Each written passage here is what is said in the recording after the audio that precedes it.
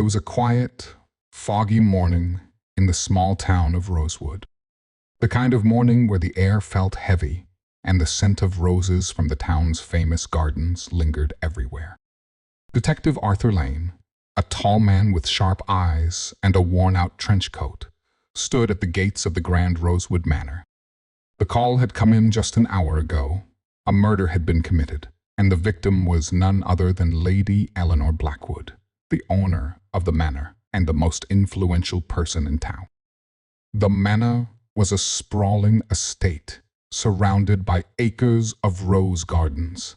As Detective Lane walked up the gravel path, he noticed how eerily silent the place was. The only sound was the crunch of his boots on the gravel. The butler, a nervous man named Mr. Higgins, greeted him at the door. "This way, sir," Higgins said, his voice trembling. "The body, it's in the conservatory." The conservatory was a glass-walled room filled with roses of every color. In the center of the room, lying on a marble bench, was Lady Eleanor. She was dressed in a flowing white gown, her hands folded neatly over her chest. A single red rose was placed on her lap. At first glance, it looked as though she was sleeping, but the pale hue of her skin and the stillness of her chest told a different story. Detective Lane knelt beside the body. There were no visible wounds, no signs of a struggle. He glanced around the room. The roses were undisturbed, the floor spotless. It was as if Lady Eleanor had simply decided to lie down and never wake up. "Who found a body?" Lane asked, turning to Higgins. "I did, sir," Higgins replied. "I came in to bring her morning tea, and there she was, just like that." Lane nodded, his mind already racing. He began questioning the household staff. Lady Eleanor had been hosting a dinner party the night before, and all the guests were still in the manor. There were 5 of them. Mr. Charles Whitaker, a wealthy businessman and Lady Eleanor's longtime friend. Miss Victoria Hart, a young artist who had been commissioned to paint Lady Eleanor's portrait. Dr. Samuel Graves, the town's physician and a frequent visitor to the manor.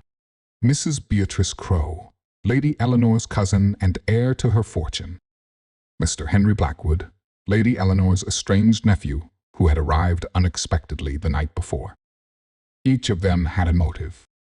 Charles Whitaker had been seen arguing with Lady Eleanor over a business deal. Victoria Hart had been overheard complaining about Lady Eleanor's constant demands. Dr. Graves had access to medicines and poisons. Mrs. Crowe stood to inherit everything, and Henry Blackwood had a history of bad blood with his aunt. Detective Lane decided to search the conservatory more thoroughly.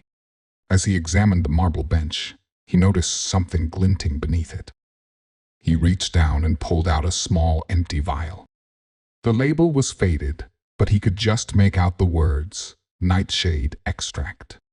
Nightshade was a deadly poison, and its presence here was no coincidence. Lane's suspicions grew. He called the guests into the drawing room for questioning. One by one, they denied any involvement in Lady Eleanor's death. Charles Whitaker claimed he had been in his room all night. Victoria Hart said she had been painting in her studio.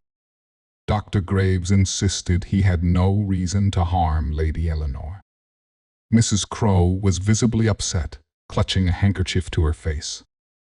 And Henry Blackwood simply shrugged, saying, "I didn't even know she was dead until this morning." But Lane wasn't convinced.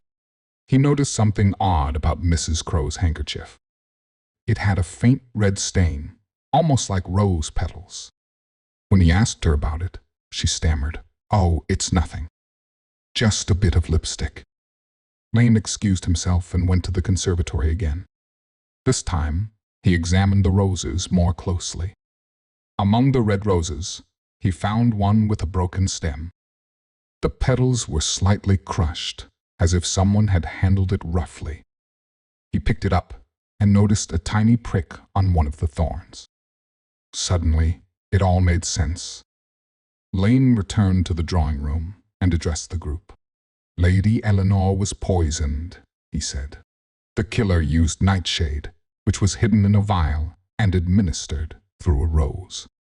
The thorn was coated with the poison, and when Lady Eleanor pricked herself, the poison entered her bloodstream. He turned to Mrs. Crow.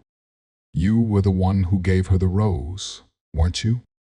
You knew she loved roses and would handle it without suspicion. The stain on your handkerchief is from the poison, not lipstick. Mrs. Crow's face turned pale. I didn't mean to kill her, she whispered. I just wanted her to suffer, like she made me suffer all these years. But I didn't think it would. It would. Her voice trailed off as she broke down in tears. Detective Lane sighed. Another case solved, but the scent of roses would always remind him of the murder among them.